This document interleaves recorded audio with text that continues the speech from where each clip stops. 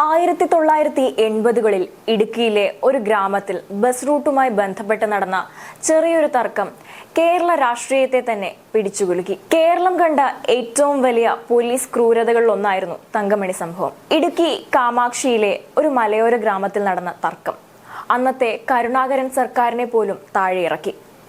തങ്കമണി എന്ന ഗ്രാമത്തിൽ നടന്ന കൊടും ക്രൂരതയെ പശ്ചാത്തലമാക്കി രതീഷ് രഘുനന്ദൻ തിരക്കഥ എഴുതി സംവിധാനം ചെയ്ത ചിത്രമാണ് തങ്കമണി. ഒരു കുറ്റാന്വേഷണ കഥയായിട്ടാണ് തങ്കമണി എന്ന ചിത്രം പ്രേക്ഷകർക്ക് മുന്നിലെത്തിയത്. പക്ഷേ തങ്കമണിയിൽ എലൈറ്റ് ബസ് കത്തിച്ചതും അതേ തുടർന്നുണ്ടായ സംഭവങ്ങളും തന്നെയാണ് ചിത്രത്തിന്റെ പ്രധാന പ്രമേയമെന്ന് പറയുന്നത്.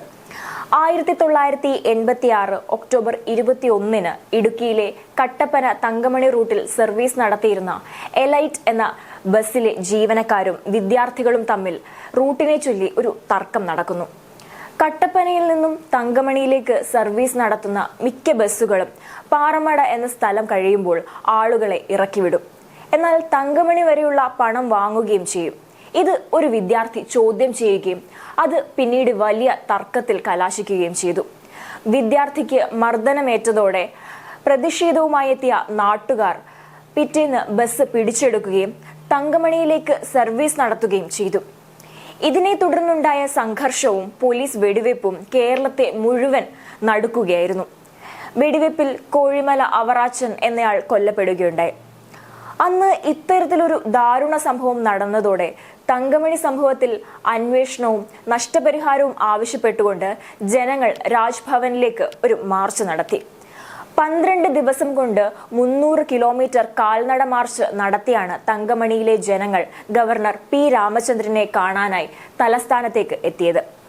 കോഴിമല അവറാച്ചന്റെ ശവകുടീരത്തിൽ നിന്നായിരുന്നു 25 അംഗ സംഘത്തിന്റെ കാൽനടയാത്ര ആരംഭിച്ചത്. അത് തലസ്ഥാനത്തെത്തിയപ്പോൾ സ്ത്രീകളും വിദ്യാർത്ഥികളും ഉൾപ്പെടെ 100 കണക്കിന് പേർ അതിലേക്ക് അണിചേർന്നു. 1987 നിയമസഭാ തിരഞ്ഞെടുപ്പ് നടക്കാൻ മാസങ്ങൾ മാത്രം ബാക്കി നിൽക്കെയായിരുന്നു തങ്കമണി സംഭവം നടന്നത്. തങ്കമണി സംഭവത്തിൽ പോലീസിന്റെ ഭാഗത്തു നിന്ന് തെറ്റ് സംഭവിച്ചതായി അന്ന് സർക്കാർ തന്നെ തുറന്നു സമ്മതിക്കുന്ന സാഹചര്യമുണ്ടായിരുന്നു. അന്നത്തെ നിയമസഭാ തിരഞ്ഞെടുപ്പിൽ പ്രതിപക്ഷം തങ്കമണി സംഭവം സർക്കാരിനെതിരെയുള്ള ഒരു രാഷ്ട്രീയ ആയുധമാക്കി മാറ്റി. അന്ന് UDF-ന് വേണ്ടി പ്രധാനമന്ത്രി രാജീവ് ഗാന്ധി അടക്കമുള്ളവർ കേരളത്തിൽ എത്തുന്ന സാഹചര്യമുണ്ടായിരുന്നു.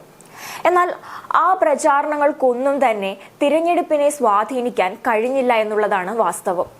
അങ്ങനെ തങ്കമണി സംഭവം സർക്കാരിനെ പോലും താഴെ ഇറക്കുന്ന സാഹചര്യമുണ്ടായി. തങ്കമണി എന്ന മലയോര ഗ്രാമത്തിൽ നടന്ന ഈ സംഭവങ്ങളെ എല്ലാം അന്ന് തങ്കമണി സംഭവത്തിൽ പോലീസിന്റെ ക്രൂരതകൾക്ക് ഇരയാകേണ്ടി വന്ന ഒരാളുടെ കാഴ്ചപ്പാടിലൂടെ അയാളുടെ അനുഭവങ്ങളിലൂടെ അവതരിപ്പിക്കുകയാണ് തങ്കമണിയിലൂടെ രതീഷ് രഘുനന്ദൻ.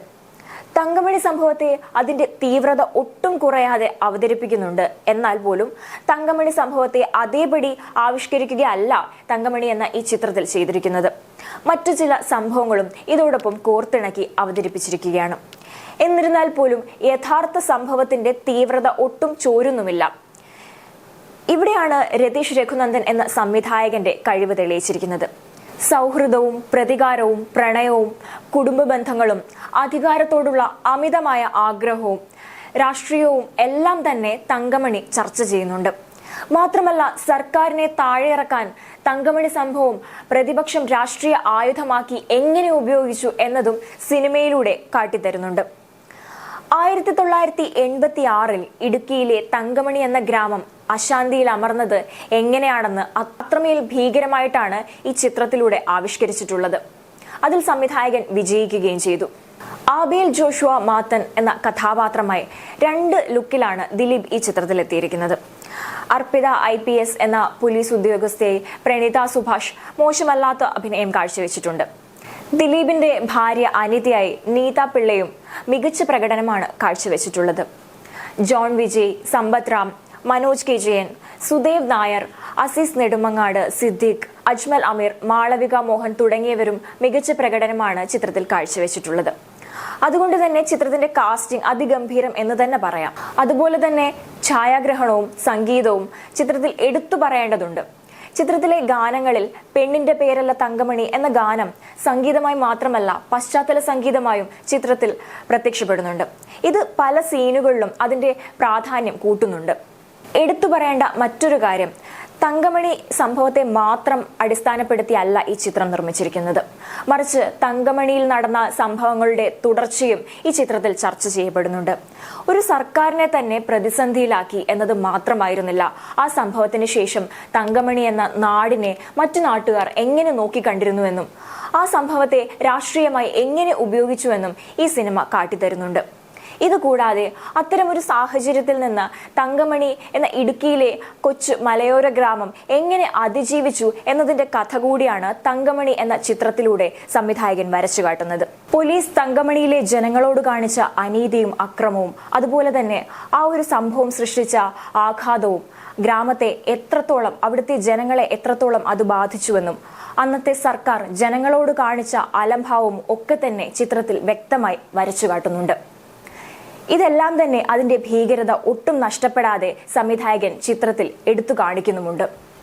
യാഥാർത്ഥ്യത്തോടൊപ്പം കഥകളും കൂട്ടിച്ചേർത്ത് ഒരുക്കിയിരിക്കുന്ന ഈ ചിത്രം ഇപ്പോൾ വൻ വിജയമായി മുന്നോട്ടു പോയിക്കൊണ്ടിരിക്കുകയാണ്.